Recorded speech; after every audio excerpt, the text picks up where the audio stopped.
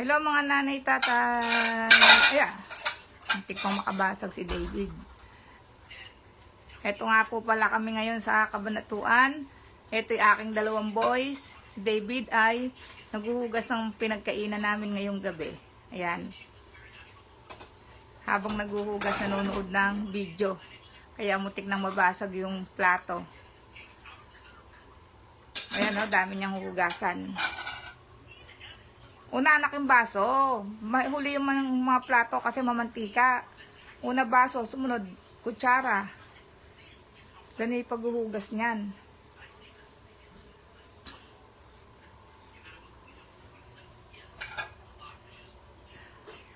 At eto naman yung isa. Eto siya. Asan ka ba, Derek? Eto. Nagmamap siya ng harapan. Diin mo, Derek.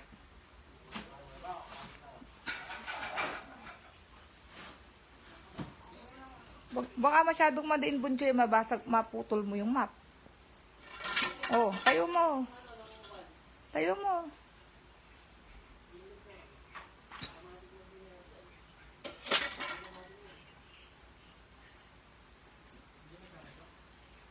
Tapos yung payong, iyan na may payong. Ito yung mga gawain nila sa ngayong gabi.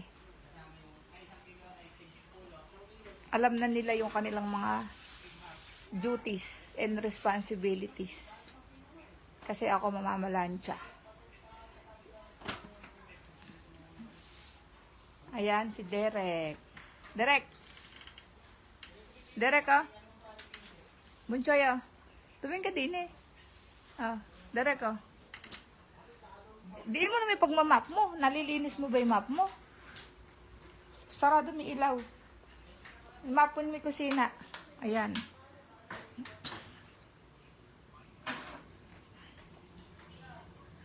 Ito si David. Matatapos ng magkuskos. Derek, hindi ka pa tapos dito sa kusina. Yan.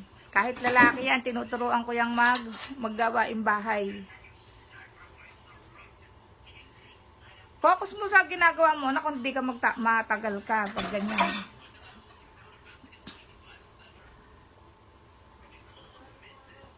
Yan.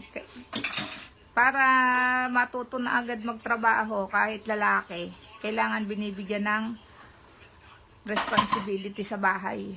Ito si Derek nagbabanlaw